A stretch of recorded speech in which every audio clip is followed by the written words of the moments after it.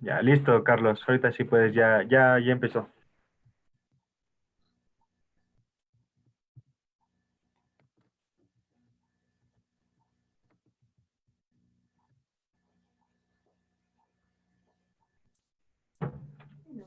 Dale, Carlos.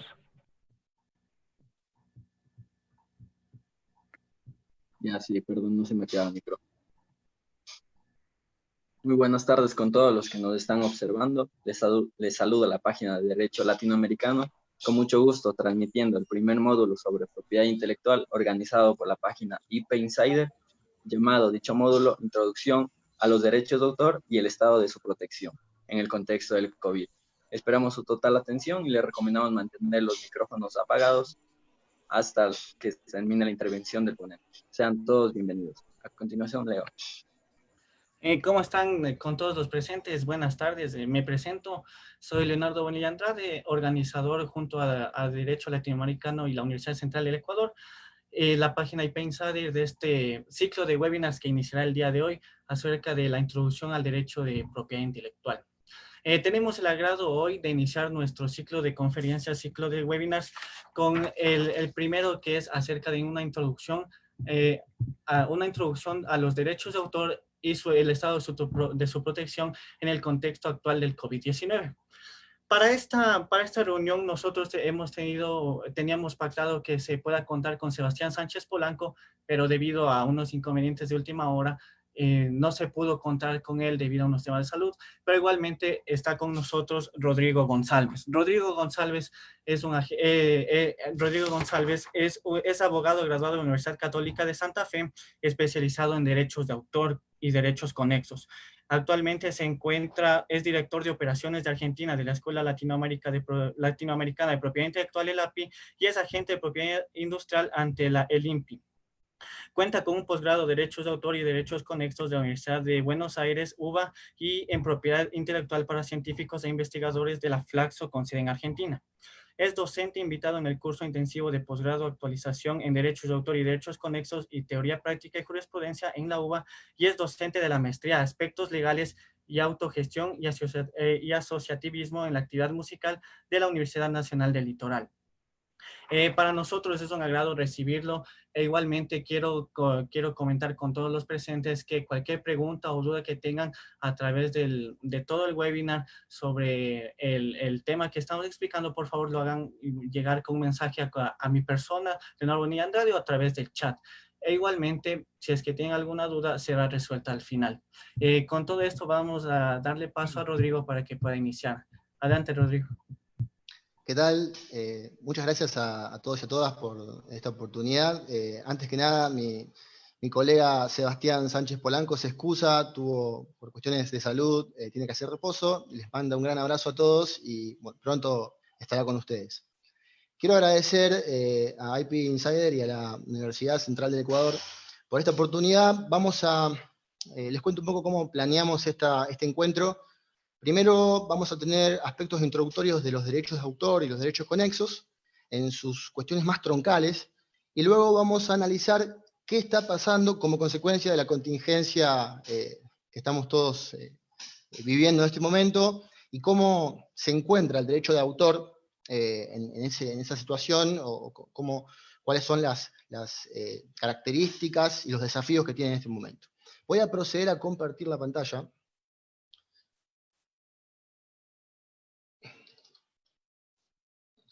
¿Me dicen si se ve ahí?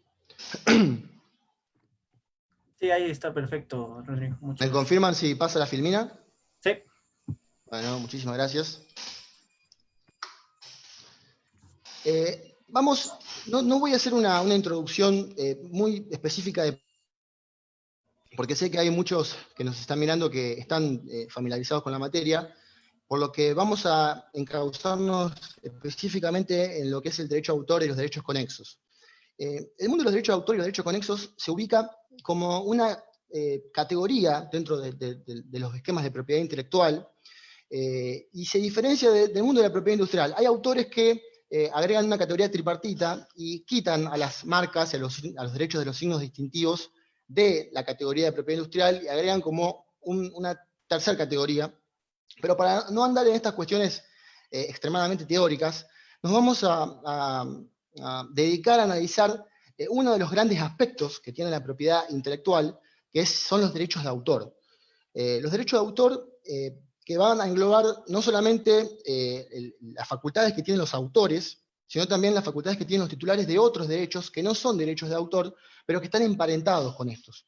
Y que son los denominados derechos conexos, derechos vecinos, derechos afines, de acuerdo a cuál sería el ordenamiento jurídico que los regule. Básicamente, y hablando en términos generales, esto regula las facultades de los intérpretes, de los productores y de los organismos de radiodifusión. A pesar de que hay otros derechos u otros titulares de derechos conexos que también están involucrados, pero estas categorías son las más tradicionales en la materia.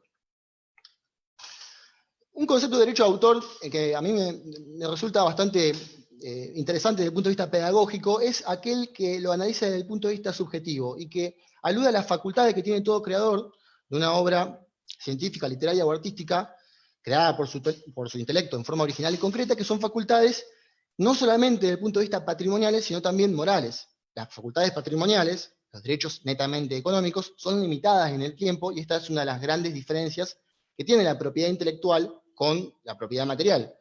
Pero además hay facultades morales, que están no relacionadas con la cuestión material, sino que regulan esas relaciones íntimas que tiene el autor con su creación, esas relaciones intelectuales y personales, y que desde el punto de vista de los grandes regímenes que existen en lo que es el derecho de autor, que es el derecho de autor y el copyright, generan una de las principales distinciones de estos dos sistemas. Entonces, como dije, hay dos grandes sistemas a nivel mundial de derecho de autor. El copyright, que nace primero con el Estatuto de la Reina Ana, en Inglaterra, y que es el sistema adoptado también por Estados Unidos, con sus matices. Y por otro lado, el sistema que nace en Francia, o que viene del derecho francés postrevolucionario, que es el derecho continental europeo, que es el de derecho de autor propiamente dicho.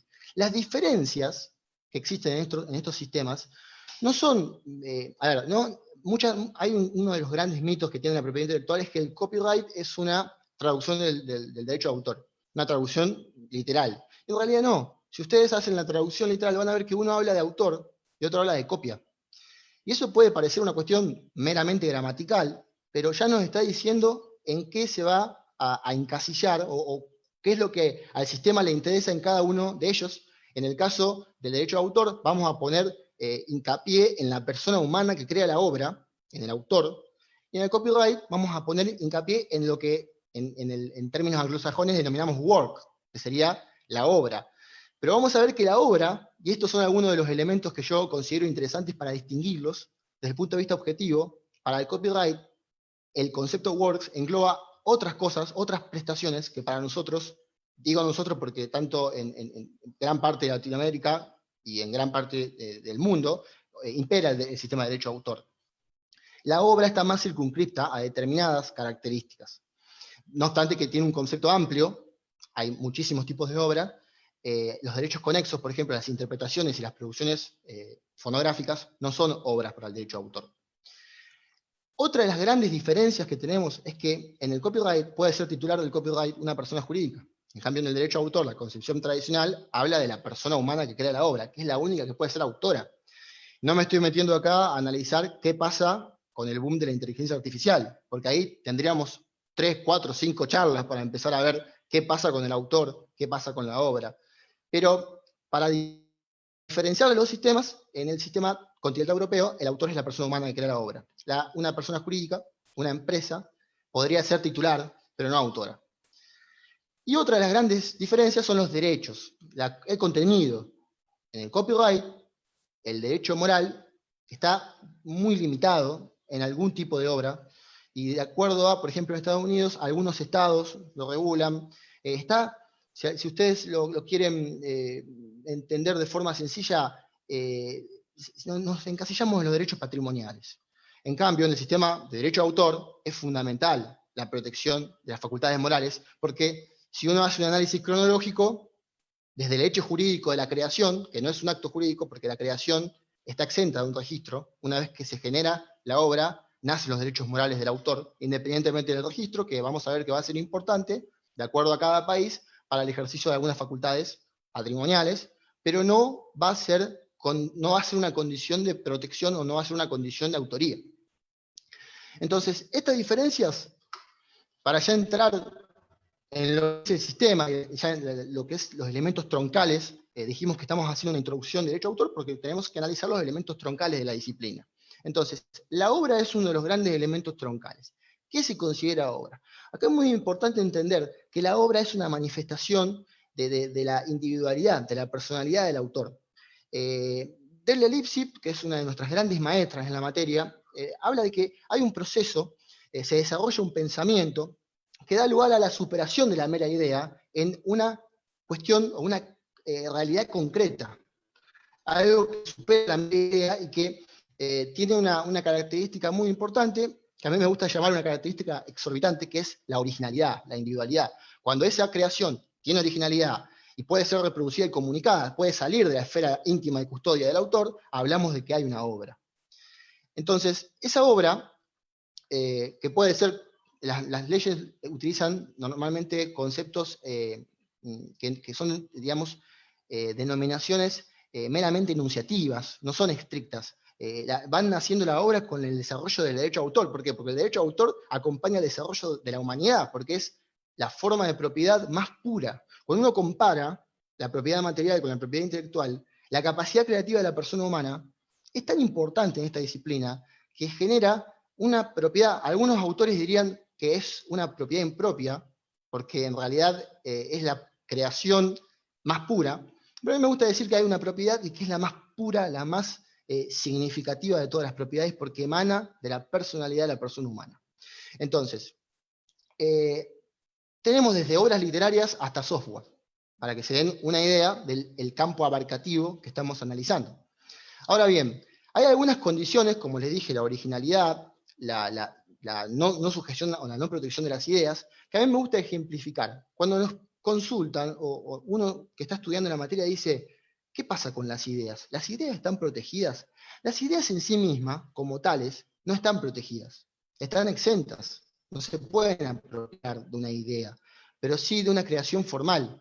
Es decir, la idea se tiene que materializar en algo concreto, que cuando yo digo creación formal, me refiero a que puede ser algo que no esté grabado, una canción puede no estar grabada, pero estar creada formalmente, transmitiendo una idea. Yo pongo este ejemplo que a mí me resulta muy interesante porque es, acá en el norte de mi país hay una leyenda que es muy desarrollada en la música folclórica, que es la leyenda de la Telecita. No les voy a contar con precisión de qué trata, y quedo a disposición para comunicarles información en otro momento, pero porque no tengo mucho tiempo, ¿no? Pero para que se den una idea, la Telecita está expresada en un montón de canciones, todas originales. Acá yo les traigo algunas para que se den una idea. No me puedo apropiar de esa leyenda para decir mi canción y no puede haber otra que hable de lo mismo, pero sí, lo que yo puedo hacer es manifestarla de forma original, individual, que se pueda reproducir, se pueda comunicar, una creación formal. Entonces, otra cuestión interesante para decir cuál es el requisito de protección, cuál es el requisito por el cual la norma jurídica va a dispensar protección, le va a dar una protección robusta a estas facultades, básicamente es que no estamos, en el derecho de autor no nos importa la cuestión del mérito, la extensión, si la obra es linda o es fea. Lo que nos importan son esos requisitos que estuvimos analizando previamente. Fundamentalmente tiene que ser original. En el mundo de las patentes tenemos otros requisitos. Dentro de la propiedad intelectual, puntualmente industrial, lo van a ver más adelante a esto, la patente requiere novedad, requiere actividad inventiva, requiere aplicación industrial. Las marcas requieren distintividad, fundamentalmente. Los modelos de diseños industriales requieren otro tipo de originalidad, requieren ornamentalidad. No se protegen aspectos funcionales como si se protegen en los modelos de utilidad, por ejemplo, dentro del mundo de las invenciones. Pero en el derecho de autor eso no nos importa, a nosotros nos importa la originalidad. Es una expresión creativa e individualizada de la obra, como dice Delia Lipsip, por más mínima que sea. Es un concepto que va a ser discutido, en última instancia, en sede judicial. Por eso es un concepto muy subjetivo. Ahora bien, hay distintos tipos de obras, yo les dejo estas apreciaciones para que vean hasta dónde puede llegar lo lindo que tiene esta disciplina. Yo puedo tener una obra originaria que desarrolló distintas etapas del proceso creativo, fundamentalmente la idea, la composición de esa idea y la expresión de esa idea, pero hay otras obras que también son consideradas obras, que dependen de alguna manera de esa obra originaria y que, con el permiso del autor y con un grado de originalidad, ya sea en la composición o en la expresión, van a llegar a ser obras. Por ejemplo, las traducciones, los arreglos, por ejemplo, son distintas formas de expresión originales que, siempre y cuando tengan la autorización del autor de la obra originaria, por ejemplo, un libro en español, la obra primigenia, el autor autorizó, con sus derechos exclusivos de transformación, a un traductora que pueda generar esa traducción. ¿Y dónde está la originalidad, se preguntarán ustedes? Y en la expresión del traductor de poder llevar ese relato a otro idioma con las particularidades que eso significa. Pero esa originalidad que tiene la obra derivada, de alguna forma es menor a la que tiene la obra originaria. Continuamos. Ahora nos metemos un poco a ver los sujetos, la cuestión subjetiva del derecho de autor, otra cuestión troncal. Vamos a ver acá, como yo les decía previamente, el sujeto titular originario, por antonomasia en el derecho de autor, es la persona humana que crea la obra. El autor puede ser titular, si es que no negoció sus derechos, por ejemplo, pero el titular, titularidad derivada, puede no ser el autor, ya sea porque es heredero del autor, o porque es una, por ejemplo, persona jurídica o una persona humana que adquirió los derechos por algún tipo de negociación. Es decir, esa titularidad derivada pueden ser por los derechos sucesorios, es decir, por mortis causa, o por actos de entredido con un contrato, por ejemplo. El artículo 4 de nuestra ley, la 11723, la ley argentina, esta charla le decía a los chicos antes de iniciar que está un poco argentinizada, pero para que se den una idea, esto se ve en las legislaciones latinoamericanas de forma, o sea, se ve normalmente la diferencia entre autoría y titularidad. Acá, por ejemplo, en este ejemplo del artículo 4, el inciso A y el inciso C son los autores, y en el inciso B y en el inciso D, ahí ya hay formas de titularidad que pueden no ser autores. Avanzamos. Coautoría, básicamente, son distintas formas dentro de la esfera subjetiva de los derechos. Vamos a ver que la obra en colaboración es un supuesto muy tradicional de coautoría. Estamos hablando de una pluralidad de autores, pero no cualquier pluralidad. En la obra en colaboración hay una inspiración común. Cada autor, típico ejemplo de una canción, letra y música de dos personas distintas, pero que se unen en una creación común, y por eso no es lo mismo explotar la canción con otra letra, porque ahí se está de alguna forma atacando esa inspiración común. Hay un fallo en Argentina, si mal no recuerdo, Sadaic contra Arte Televisivo Argentino, donde se discutía el tema canción con todos, y donde ahí se trató de esbozar algún argumento como separando la autoría por un lado de la letra y la autoría de la música por el otro, y la entidad defendía la autorización para determinado uso, que no significaba modificar la letra y utilizar esa letra parodiándola. En Argentina los derechos de transformación requieren el consentimiento del autor, y la excepción de parodia esa no es una limitación en nuestro sistema. Entonces, para que vean, esa SADAIC es la entidad de gestión colectiva que regula o que administra los derechos de los músicos autores y compositores. Otro tipo de coautoría son las obras colectivas, en donde ahí sí puede intervenir una persona jurídica, a la cual, por un sistema de ficción jurídica, la ley dice, bueno, usted, persona jurídica, tiene los derechos patrimoniales fundamentalmente, porque muchas veces, caso típico, un diccionario, es difícil individualizar a los distintos aportes. Ustedes ven un diccionario y saben quién es la editorial que lo editó, pero no saben, puede haber cientos de personas que intervinieron en cada palabra. Entonces, son supuestos especiales. Algunas leyes latinoamericanas hasta le dan una suerte de representación hasta de los derechos morales, cosa que es como una suerte de sistema sui generis dentro de los conceptos tradicionales del derecho de autor. Otra situación parecida es el de la obra cinematográfica. Son todos supuestos que una parte de la doctrina a la que yo adhiero las engloba dentro de la coautoría. Hay distintos autores en la obra cinematográfica, está el autor del guión, está el director, está el productor, el autor de la música cuando la música es incidental. Entonces hay un supuesto especial de coautoría que normalmente en la práctica, a través de contratos, el productor es el que detenta los derechos patrimoniales. Avanzando, ya entramos en lo que es el contenido del derecho, las facultades, patrimoniales y morales. Las facultades morales son las que se inician fundamentalmente con el derecho de divulgación del autor, y a partir de que el autor quita o comparte de su esfera de custodia privada la obra, comienzan a desenvolverse las facultades patrimoniales a la par de las morales. La diferencia fundamental es que estos derechos morales son propios de la manifestación personal del autor. ¿Esto qué significa? Esto significa que son esenciales, extrapatrimoniales, son innegociables, son absolutas en el sentido de que son inherentes a la persona del autor y no tienen límite temporal. En cambio, las facultades patrimoniales sí tienen ese límite temporal, que normalmente, por ejemplo, en muchas de las legislaciones latinoamericanas son la vida del autor más, a partir del 1 de enero del fallecimiento del autor, son 70 años. Ese es el plazo, diríamos, general de protección. Hay otro tipo de obra que tiene un plazo menor, pero esos plazos oscilan. Algunas legislaciones tienen plazos mayores, el piso de 50 años está establecido en el convenio de Berna, pero muchas legislaciones legislan plazos superiores, oscilan en 80, 70, 60, pero eso es más o menos, 70 es un número que coincide en muchas legislaciones. Ahora bien, las facultades patrimoniales, las facultades morales más tradicionales son el derecho de individualización o paternidad y el derecho de integridad. Esos son los más conocidos. Después de hablar del derecho de divulgación, que es el primero donde tiene que salir el desarrollo de las otras facultades, y en algunos países el derecho de retracto, que el autor puede retirar su obra del mercado porque cambió su ideología, cambió su doctrina, con una compensación económica por los daños que pueda generar ese retiro.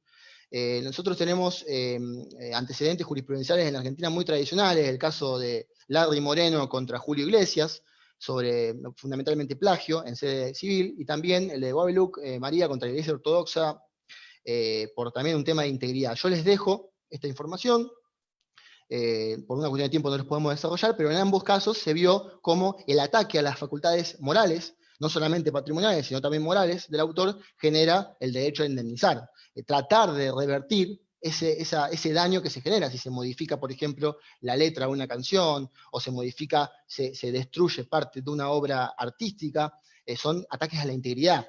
En cambio, si se cambia el nombre, por ejemplo, del autor por otro, o al autor que quería ser individualizado con un seudónimo, no se le respeta ese derecho, son todas facultades relacionadas con su individualidad. El respeto del título, forma, contenido están relacionadas con la integridad. Son las dos facultades más fuertes desde el punto de vista moral. Desde el punto de vista patrimonial, en cambio, acá sí se puede enajenar, se puede ceder, se puede licenciar, es decir, se puede transmitir la titularidad, pero solamente en la esfera patrimonial, porque en el derecho de autor nunca se puede transmitir la totalidad del derecho de autor. ¿Por qué? Porque las facultades morales nunca salen de la esfera del autor. En cambio, en el copyright, como habíamos visto anteriormente, sí puede haber una transmisión total, porque estamos hablando del derecho de copia y la titularidad. Entonces la cuestión moral en el derecho de autor, en nuestro sistema, es más celosa. Ahora bien, las dos grandes facultades en las que nos vamos a centrar en esta charla, y que les adelanto que cuando en la segunda parte, que vamos a tocar el tema de la contingencia actual del COVID, vamos a ver que tanto el derecho de reproducción como el derecho de comunicación pública van a tener mucho que ver con esta circunstancia. ¿Por qué? Porque el derecho de reproducción es la principal facultad, por una cuestión histórica, cuando inició la imprenta y la posibilidad de separar la cuestión de la obra intelectual del soporte material, el libro comenzaba a reproducirse. La facultad de explotar la obra mediante la fijación en un soporte material o en un soporte digital y la generación de copias de esa obra en su forma original o transformada o modificada, de acuerdo, por ejemplo, a que pueda después transformarse en una traducción, etc., esa posibilidad de replicación es una facultad exclusiva del autor, derecho de reproducción.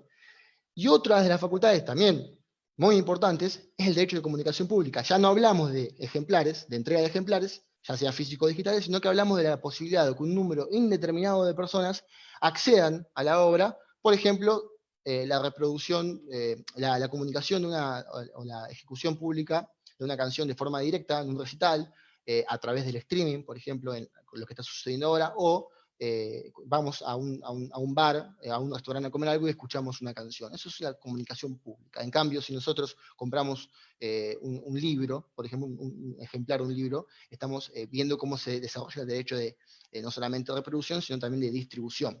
que si hay una edición, es muy probable que esos derechos estén autorizados por el autor, pero en cabeza de un editor, de acuerdo a lo que diga el contrato.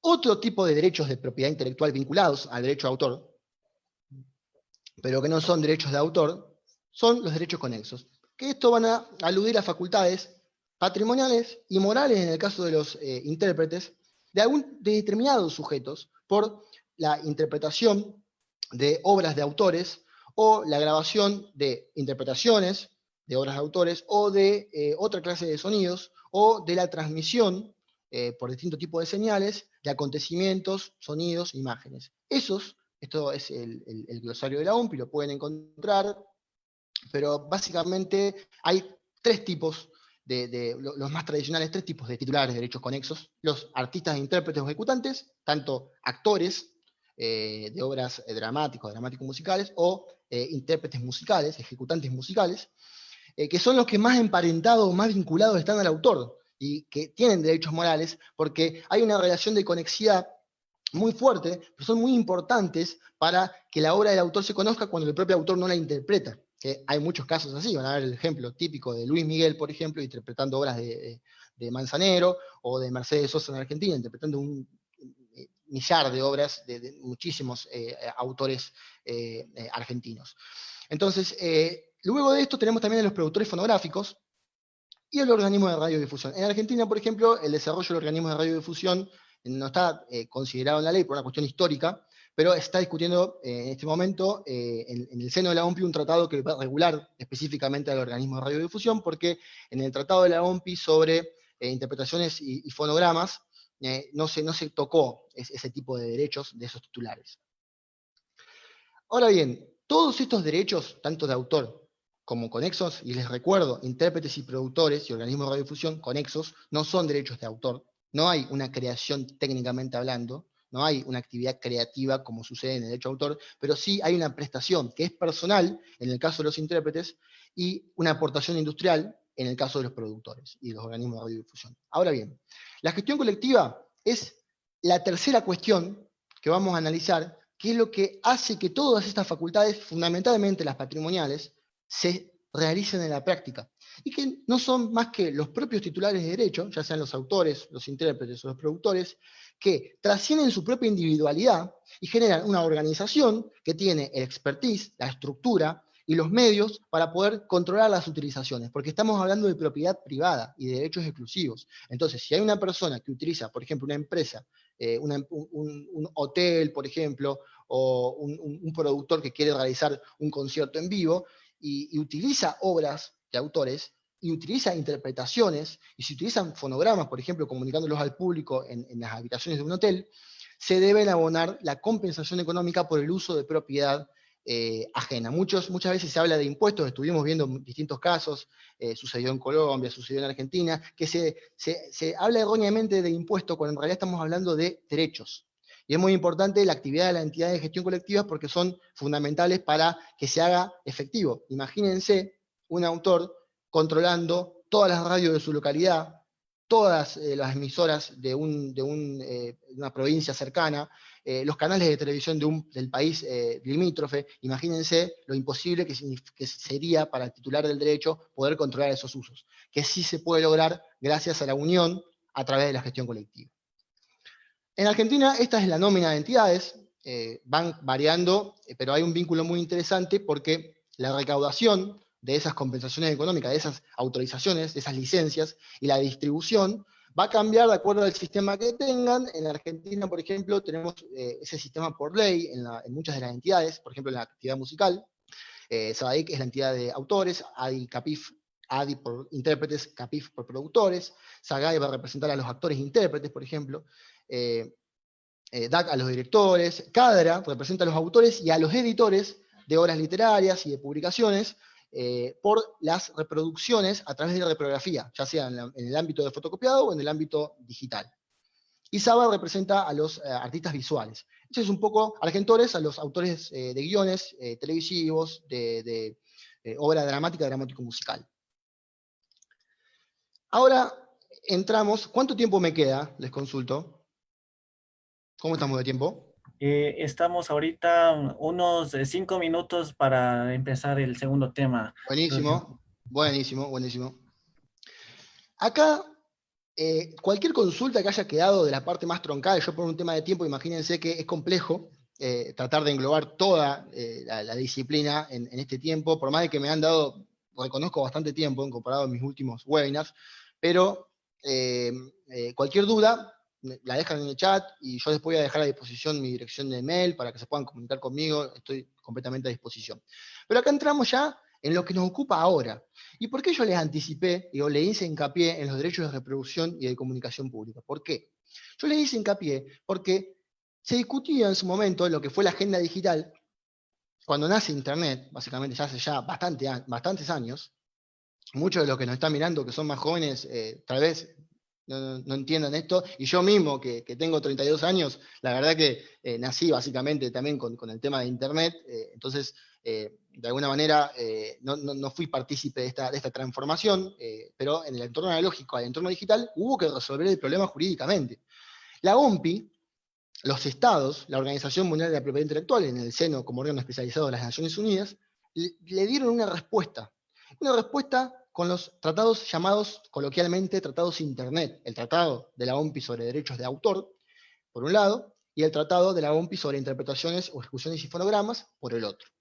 Estos tratados trataron valga la redundancia, de alguna forma adaptar el entorno analógico del derecho de autor tradicional al entorno digital, porque veían que el desarrollo tecnológico iba muy rápido y los titulares de derecho y los usuarios estaban ahí un poco, la situación los superaba. Entonces, para regular esa situación, se llevó el convenio de Berna, que es uno de los, digamos, acuerdos internacionales más importantes porque tiene un consenso impresionante, un acuerdo que es de fines de 1886, donde nace ese acuerdo, y actualmente sigue funcionando gracias a las adaptaciones que se fueron generando. El derecho de reproducción, que en el momento en que se genera ese acuerdo era el más famoso, más importante por el tema literario, es decir, la facultad de hacer copias, de explotar la obra mediante la fijación en un soporte material, se consideró que, como hablaba el Tratado de Berna, que era por cualquier procedimiento y bajo cualquier forma, daba como una apertura muy importante. De hecho, la ley argentina, que es del año 33, también habla de reproducción en cualquier forma. Fíjense cómo la ley se anticipa de una forma impresionante a la realidad actual. Por ejemplo, la reproducción digital, el escaneo, por ejemplo, o la reproducción haciendo copias digitales, no fue ni pensada por la ley argentina, ni tampoco por el convenio de Berna. Pero fíjense qué fácil es adaptar cuando está bien hecha una ley, o cuando está bien pensado un concepto jurídico. Pero, ¿cómo se adaptaba de forma más precisa? Bueno, el Tratado de la OMPI toda entendió que era perfectamente aplicable y que la utilización o la descarga en un ordenador, por ejemplo, constituía un acto de reproducción. Pero también había otra cuestión que era lo que más estaba desarrollándose en ese momento, y es que lo que hoy vemos con el streaming de una forma que está explotando, que es la puesta a disposición al público como acto de comunicación pública de una obra.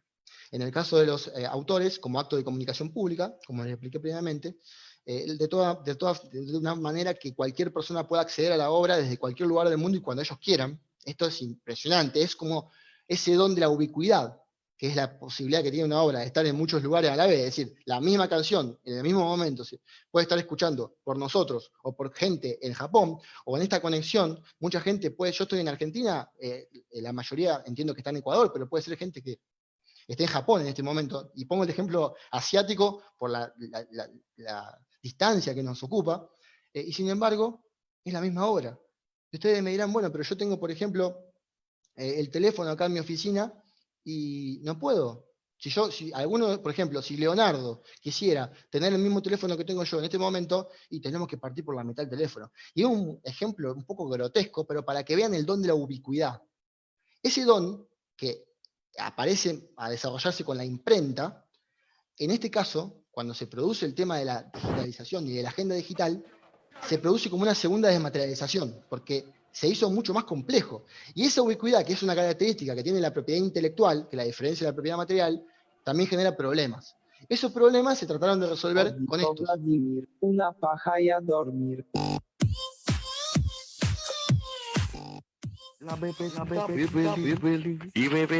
wiki, fuma, A ver si podemos silenciar.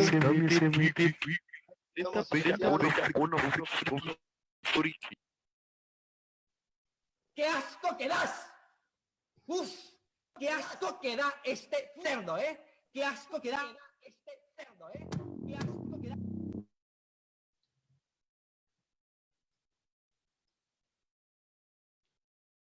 A ver si podemos compartir de nuevo.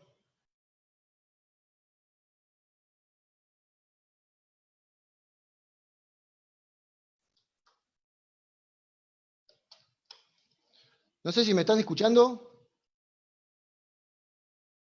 Sí, ahí estamos bien, Rodrigo. Perdón, creo que hay algún desubicado se conectó. Ahí continúa nomás. No, yo no veo la pantalla. A ver, dame un segundito. Ahora dejo de compartir, comparto de nuevo. Eso ahí, compártele. Ahí lo ven. Sí, ahí está bien. Bueno, seguimos. Entonces, estábamos acá. Bueno, no puedo compartir la pantalla. Bueno, no importa. No nos van a poder frenar. Vamos a seguir. Entonces, básicamente estos derechos en el entorno digital, voy a sacar compartir. Ahí está. Sí, ahí está, perfecto. Bueno, en el entorno digital, ¿por qué nos conecta con el tema del COVID? Fundamentalmente porque la modalidad de streaming, por un lado, y las utilizaciones, por mucha gente que cree que a los derechos de autor o a las obras nacen de un repollo o las trae, no sé, algún inteligencia de otro planeta, no, la hace un autor con muchísimo esfuerzo y también intervienen editores, intervienen productores que financian la realización de esas obras y que permiten que se comuniquen. Entonces, toda esta inversión, tanto psicológica y personal del autor, como de distintos actores en un mercado que permiten que esa propiedad pura de la persona humana se pueda comunicar, en el entorno digital lo que pasó fue que de alguna manera había una contradicción, porque yo pongo siempre el ejemplo de la actividad educativa, por ejemplo. Las universidades y los estudiantes querían acceder a las obras, y el COVID generó este distanciamiento y la dificultad, por ejemplo, de acceder a una biblioteca. Entonces, se necesitaba realizar actos, por un lado, de reproducción de las obras en el entorno digital, por ejemplo, escanear un libro, o llevar ese libro al entorno digital y acceder a eso. Y por otro lado, los mismos autores necesitaban comunicar y seguir trabajando, y el streaming significó una solución a ese streaming como un acto de comunicación pública. Entonces, ¿cuál es lo que yo veo acá el conflicto? Que hay que entender realmente que la creación como propiedad, por todo el esfuerzo que conlleva, debe ser compensada. Y acá, bueno, yo había preparado acá en la filmina, que voy a intentar compartirla de nuevo, a ver si puedo.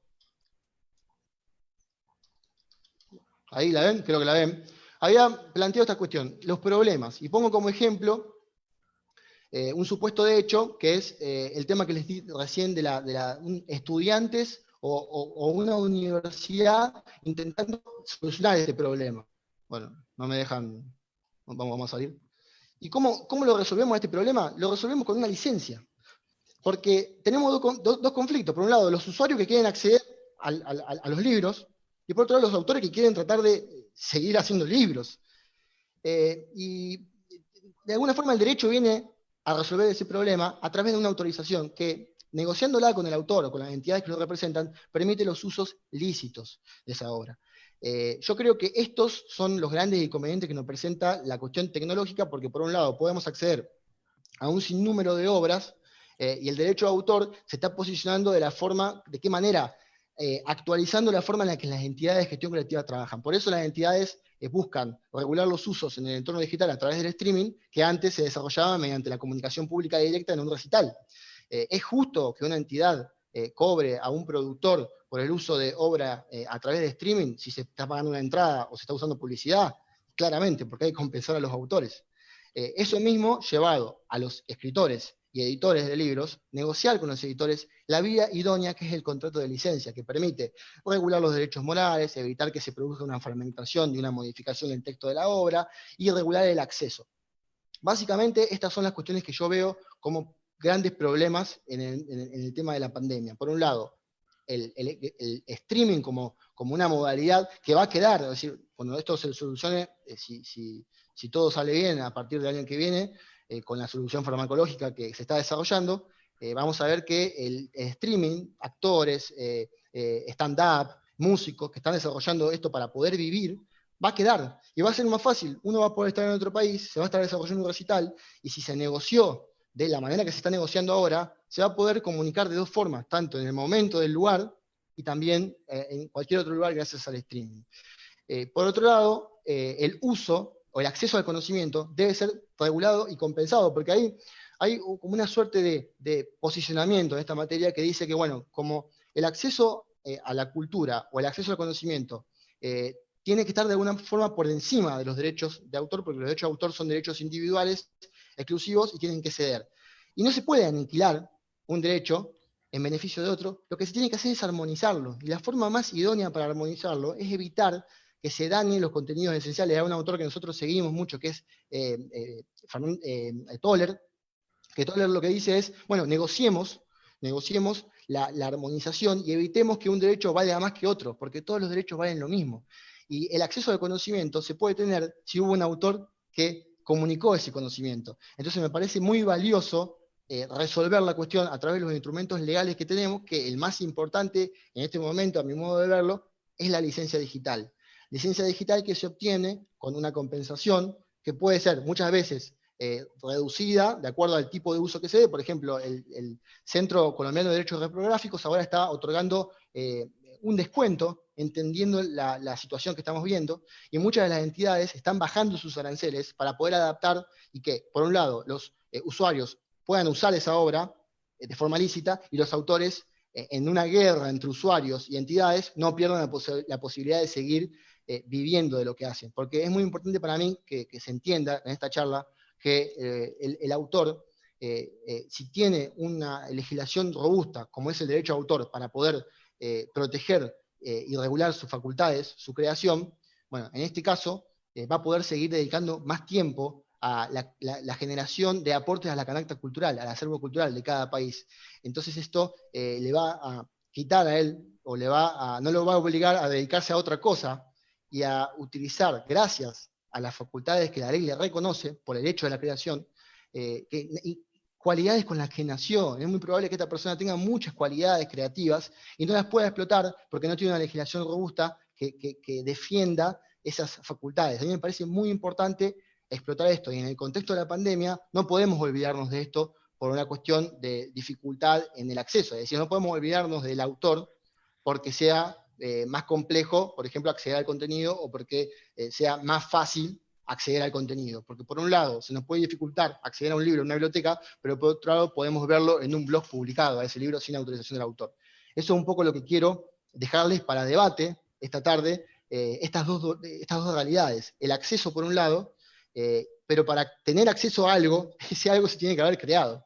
Y detrás de esa creación, siempre e inexcusablemente, está el autor. Y el autor es una persona humana y como tal tenemos que defenderla. Así que muchas gracias.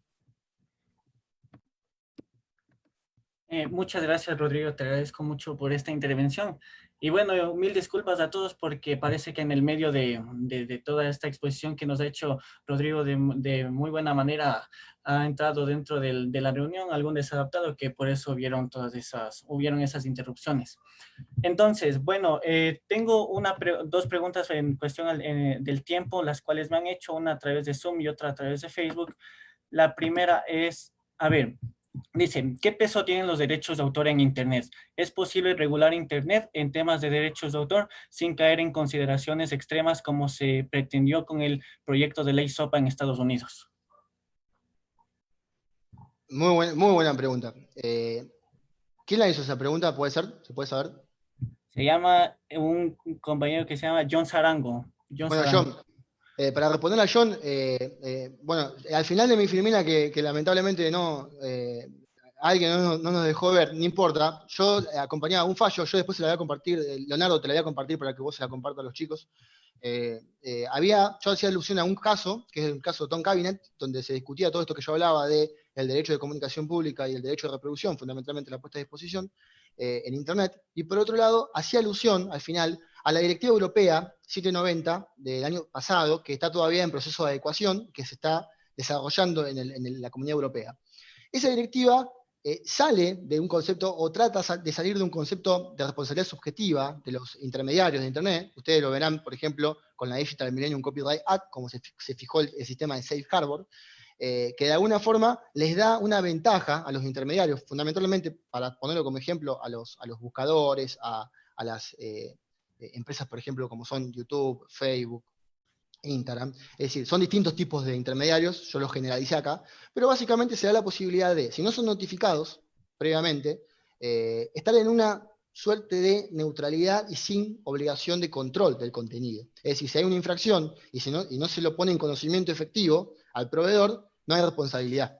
Bueno, estas cuestiones generaron que en un momento era muy interesante, porque como era un sistema especial de responsabilidad de Internet, había que regularlo de forma especial. Entonces no se entraba en una responsabilidad objetiva, pero sí se entraba en una responsabilidad subjetiva en caso de que se den las condiciones para poder entrar en esa responsabilidad subjetiva, con distintas matices que no nos da el tiempo ahora de verlos en detalle, pero básicamente funcionaba y funciona así el sistema. Con la directiva europea se toca un tipo especial de proveedores, que son los prestadores de servicios para compartir contenidos en línea, fundamentalmente Instagram, Facebook, YouTube, y se les dice que en principio no van a entrar en esa situación y tienen que desarrollar un tipo de actividad expedita y sin que no hayan obtenido una licencia previa. Es decir, en principio hay un licenciamiento previo ahora. Es decir, contenido que se comparta debe ser previamente licenciado, con un fuerte trabajo de las entidades de gestión colectiva a la que yo hacía referencia previamente. Ahora bien, eso se empieza a desdibujar, no hay una responsabilidad objetiva, no es que hay una actividad riesgosa y son responsables por el mero hecho de la actividad riesgosa.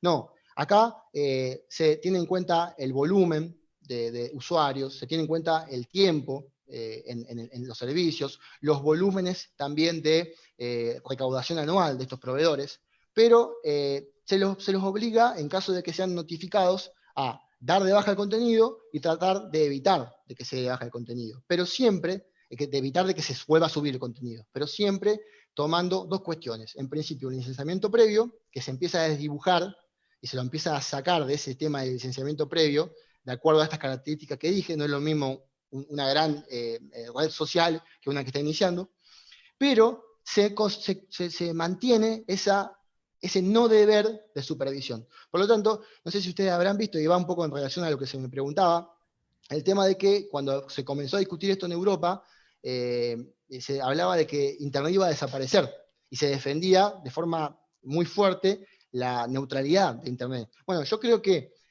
por un lado, no va a desaparecer Internet si se regulan estas cuestiones, y no es que se está controlando el contenido de una forma militar de cada cosa, sino que si se puede obtener la autorización, hay que obtener esa autorización, que se puede dar, por ejemplo, mediante un acuerdo con una entidad de gestión colectiva. Por ejemplo, en las empresas de streaming, como por ejemplo Spotify, negocian en la América Latina en el caso musical puntualmente, con Latin Autor, que representa a varias entidades de derechos de autor, como por ejemplo SADAIC en Argentina, en actividad musical. Y se logra una sola negociación, independientemente de que cada país puede otorgar su autorización y se puede negociar individualmente. No hay una licencia transfronteriza, como sucede, por ejemplo, en Europa. Pero eso se puede lograr negociando. Y en caso de que no se logre esa autorización y dada la circunstancia, bueno, puede haber más o menos responsabilidad de acuerdo al tipo de proveedor. Ahora también se está discutiendo una reforma al régimen de responsabilidad también en Estados Unidos. Yo creo que, para concluir, el sistema de puerto seguro demostró no ser eficaz para cuidar los derechos de los titulares y se requiere hacer estas modificaciones para ir de alguna forma siendo más justo y reducir un concepto que está muy de moda ahora, que es el value gap, que es la brecha de valor, porque los titulares de derecho cada vez se les dificulta más controlar las utilizaciones de su contenido en el entorno digital. Chévere, muchas gracias, Rodrigo. Aquí tengo dos preguntas más por cuestión de tiempo. La siguiente es, nos llega de un estudiante la cual nos dice, ¿cuál es la importancia de los derechos de autor en los estudiantes universitarios que realizan o que estudian las carreras de artes o arquitectura? Muy buena pregunta también. El arquitecto es autor, tiene derechos sobre los planos, por ejemplo, y tiene que negociar, no solamente sobre los planos, sino sobre lo que se construye, y tiene que negociar esos derechos e instruirse en la materia. Nosotros decidimos hoy, si hay algún estudiante de arquitectura, vio las cuestiones más troncales, y no deja el arquitecto, por más características que tenga, de ser un autor. Ahora bien, yo creo que las carreras de arte, el acceso a conocimiento como el que están brindando acá Leonardo y los compañeros y compañeras es fundamental, porque una cosa es negociar mal, sabiendo lo que uno está negociando, negociar mal, o porque uno estaba distraído, o porque uno quería negociar así por distintos motivos, pero sabiendo lo que estaba negociando, sabiendo cuáles eran sus derechos y sabiendo qué es lo que la ley reconoce, y otra cosa es negociar mal por desconocimiento. Y yo creo que los que hacemos derecho de autor luchamos contra ese desconocimiento que tiene la materia, luchamos por la autonomía científica de la materia, luchamos porque en las universidades haya disciplinas como la que estamos teniendo en este momento, donde se pueda conocer. Es decir, muchos de ustedes, por lo menos en Argentina, si ustedes le preguntan a un estudiante universitario, por ejemplo, de Derecho argentino, son contados con los dedos los casos en donde le van a decir que tienen una materia optativa relacionada con esto. Pero una materia obligatoria en un programa, en Argentina el programa que ustedes tienen como pregrado, allá en Argentina es grado, en el programa de grado una materia obligatoria sobre derecho de autor no existe. Entonces, para que se vean la importancia que tiene esta cuestión, al artista para poder vivir de lo que hace, porque tenemos una frase muy famosa también nosotros, que es que el derecho de autor es el salario del creador.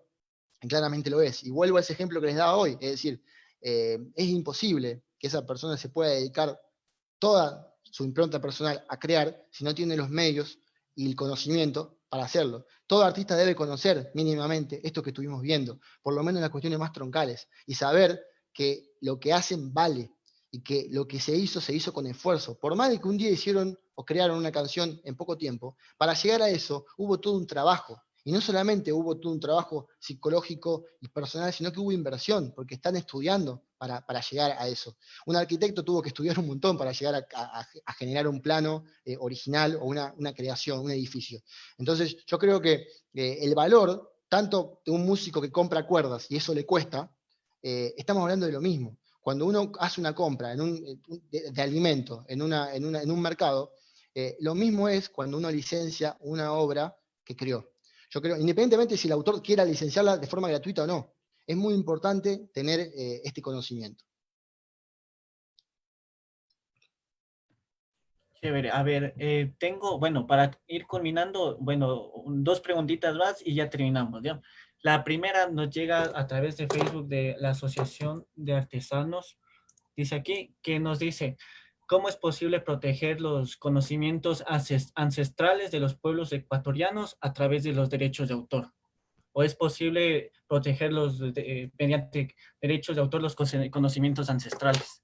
Sí, es posible, pero la protección es una protección sui generis.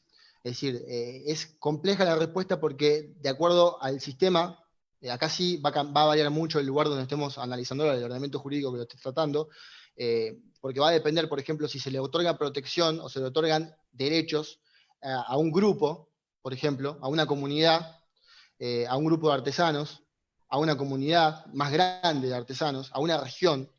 Entonces, la respuesta va a variar de acuerdo al lugar donde nos encontremos, pero creo que sí, que la propiedad intelectual está muy vinculada a esto, y de hecho la OMPI está trabajando hace varios años para resolver este problema. ¿Cuál sería el supuesto o la hipótesis de conflicto que seguramente el compañero o los compañeros o las compañeras me estén consultando? Y, por ejemplo, que una empresa utilice esos conocimientos tradicionales para generar, por ejemplo, indumentaria y comercializarla. Entonces, y ahí sí, si hay una copia y un aprovechamiento del esfuerzo de ese grupo, la brecha de valor va a ser gigantesca. Entonces me parece que sí, la respuesta está en la propiedad intelectual, pero la protección va a depender mucho de cada lugar y de cómo ese grupo va a desarrollar ese asesoramiento. Es decir, va a depender de si se otorga a un artesano en particular. El artesano va a tener derechos de propiedad intelectual diversos de lo que haga, pero la pregunta va por otro lado, la pregunta va sobre los conocimientos de un grupo particular. Y entonces vamos a depender de cómo el Estado lo resuelva. cada región va a tener una solución legislativa que puede variar, a diferencia de lo que sucede en el caso tradicional de una canción, por ejemplo, que sí se protege tradicionalmente por el derecho a autor. Ya, y bueno, ya por cuestiones de tiempo, esta es la última pregunta. ¿Cómo opera la licencia Creative Commons en Internet? Esa es la pregunta que me están haciendo. Bueno, la licencia Creative Commons, yo soy uno de los que opinan que no son, el concepto de licencia, a ver, ¿cuál es el gran problema que yo noto con el Creative Commons? Que uno está licenciando, está contratando y no sabe con quién está contratando. Entonces, hay un artículo bastante viejo de Antonio Delgado Porras, que era uno de los grandes maestros del derecho de autor, que le decía que en realidad no eran, esto se discute, no eran verdaderas licencias porque en realidad yo otorgo una autorización a quién. ¿Cómo sé si yo no otorgo una autorización a un menor, por ejemplo? Entonces, eso, para problematizarlo y generar debate, que lástima que no tenemos tiempo, pero la realidad es que hay formas de negociación de los derechos que no están establecidas en la ley. Esto es una forma de negociar individual del autor que puede hacerlo de forma gratuita, puede decir que la obra sea utilizada sin ningún tipo de restricción, puede decir que la obra se utilice de forma gratuita pero sin modificación, o puede decir que la obra se pueda modificar pero se diga de quién es la obra originaria. Hay una gran tensión entre los defensores del derecho de autor y la gente que defiende el acceso a la cultura, en donde hay fuertes discusiones. Muchos defienden no solamente las licencias Creative Commons, sino también defienden el otorgamiento de numerosas excepciones o limitaciones a los derechos de autor, que de alguna manera restringen esa exclusividad. Muchas veces se justifica el otorgamiento de excepciones, pero cuanto crece, se le quita contenido al derecho. Y si nosotros le quitamos contenido al derecho de autor, le estamos quitando la defensa del trabajo desarrollado por el autor. Entonces, si la pregunta es, ¿un autor puede contratar mediante este sistema? Sí, lo puede hacer, porque no deja de ser una autonomía de la voluntad entre él y un tercero. Pero tenemos que saber dos cuestiones: con quién contratamos y fundamentalmente cuál va a ser el uso que se le va a dar a nuestra obra. Porque al autor le importa cuál va a ser el uso, con qué se va a relacionar su creación, si se va a respetar su autoría, si se va a respetar el contenido. Entonces yo creo que hay que tener esa salvedad. Si la pregunta es, ¿están reconocidas en la ley? Bueno, en la mayoría de las leyes no, porque no son licencias, contratos de licencia propiamente dicho. Se denomina licencia, yo soy muy crítico de la denominación de licencia, pero hay otros colegas que la defienden y creen que son verdaderas licencias. Pero bueno, se utilizan muchísimo y se utilizan muchísimo en la actividad universitaria. Hay muchos tipos, de acuerdo al tipo de licencia Creative Commons que se utilice, va a ser con mayor aplicación o más restrictiva. Chévere, muchas gracias, Rodrigo. Agradecemos el día de hoy la participación de Rodrigo González. Como ya dijimos, él es el agente, él es el encargado, el director de operaciones de la Escuela Latinoamericana de Propiedad Intelectual dentro del territorio argentino. Entonces, queríamos decirles que gracias a la disponibilidad de Rodrigo nos va a facilitar las diapositivas, y a todos los que estén interesados los estaremos enviando a través de su correo de registro. Igualmente, queremos agradecerles y comprometerles para la siguiente semana. Vamos a tener nuestra reunión, nuestra introducción a lo que son el tema de los derechos de la propiedad industrial. Entonces, les agradecemos por el día de hoy. Agradecerte nuevamente, Rodrigo, por estar aquí. Contamos contigo para cualquier otra ocasión. Igualmente, sabemos que contamos con la Escuela Latinoamericana de Propiedad Intelectual para cualquier curso que tengamos, para cualquier capacitación. Y igualmente, a las personas que estén interesadas pueden contactarnos a través de IP Insider o a través de la página de mi contacto para poder tenerles o darles el contacto de Rodrigo para cualquier duda que tengan ahora o en un futuro. Entonces, eso es todo por el día de hoy. Agradecerle a todos los presentes y a Rodrigo por su participación, y nos estaremos viendo en la siguiente semana. Muchas gracias. Gracias. Saludos. Hasta luego a todos.